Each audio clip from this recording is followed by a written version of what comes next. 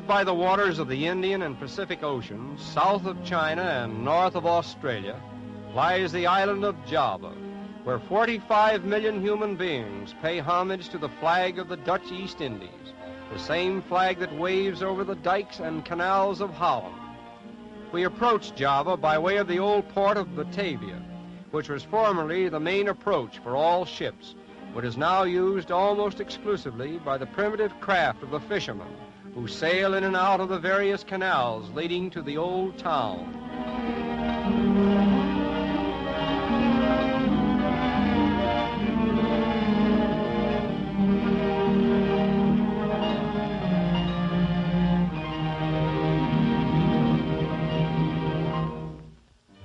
And here is what is left of old Batavia, a picturesque little fishing village, abounding in characteristic scenes which have changed but little since the days of the early Dutch settlers. Very little meat is consumed by the native population. Consequently, fish is a most important food throughout Java. The population of Java is a mixed one, consisting of several different races, and next to the Javanese in number are the Chinese. In fact, these ancient peoples are so similar in appearance that they seem to represent the racial line of demarcation between the Malays and the Chinese. The great bulk of Java's population is distributed over the country in villages, and as soon as a village grows to a considerable size, it sends off a score of families to start another community. Incidentally, Java has a population of about 700 people to the square mile, which makes it the most densely populated island in the world. In spite of the tremendous population, however, food is plentiful. The elements are seldom extreme, and the people as a whole seem to be quite contented.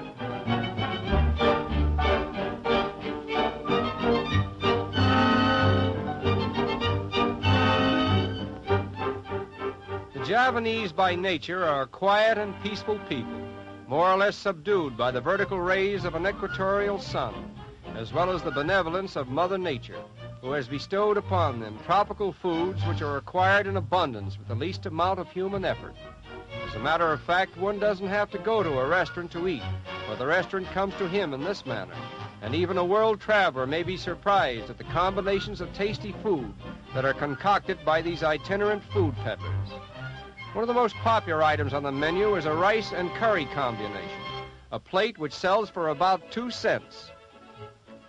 About 275 years ago, a great wall was built by the Dutch around the old city of Batavia, and this impressive gate, known as Amsterdam Gate, is one of the relics of the old wall, and it is still in a remarkable state of preservation. After passing through Amsterdam Gate, we arrive in the modern sections of Batavia, where we find more definite evidence of Dutch influence. Local self-government, native participation in administration, economic betterment, and popular education are some of the benefits enjoyed by the natives as a result of the present-day Dutch colonial policy. Due to the many hardships and great sacrifices made by Holland in building up her far-flung empire, she is credited today with being the world's third colonial power.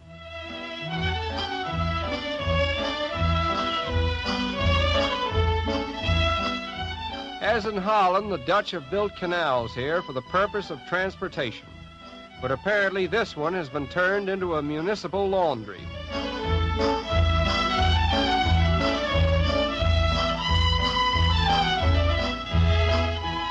Practically every day in the week, the canals of Batavia are thronged with men, women, and children, busily engaged in washing clothes. In fact, there is so much laundry activity that a visitor is inclined to wonder where all the clothes come from and what there is in the apparently clean atmosphere of Batavia that necessitates such continuous washing. It is an interesting fact that there have been found among the ruins of Javanese temples, over 1,200 years old, stone figures wearing garments similar to those worn by the natives today.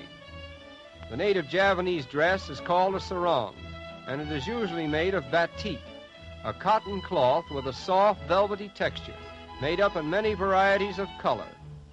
Brown and old ivory, however, is the combination which appears to be the most popular.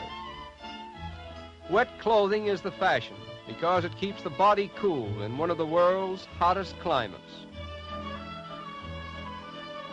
A 30-mile drive from Batavia takes us to the world-famous botanical gardens of Buitenzorg, where the residence of the Governor-General overlooks a lily pond, which abounds in the largest specimens of Victoria regia, ever cultivated by the hand of man.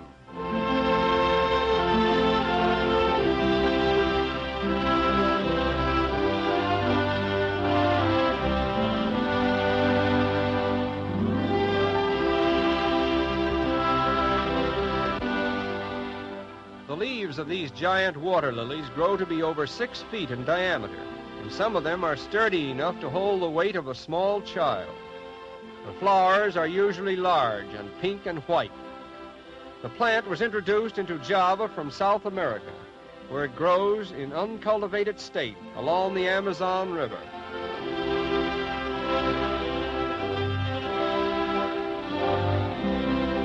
The cactus garden is composed of a variety of specimens gathered from all parts of the world.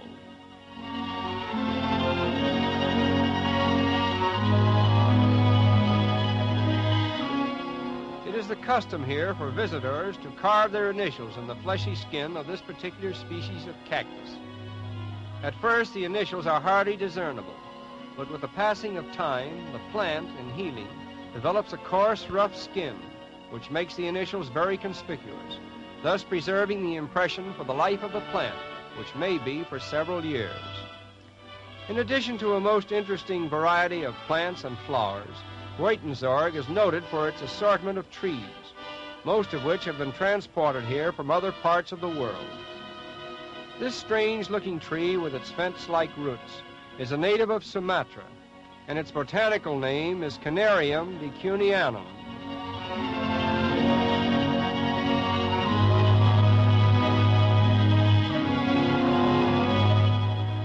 When the present king of the Belgians was crown prince, he and his attractive young wife visited Java, and they were particularly impressed by the botanical gardens at Buitenzorg. Later on, when the young queen was tragically killed in an automobile accident, this special avenue of flowers along which she once walked was dedicated to her memory, and it is now known as Queen Astrid Walk.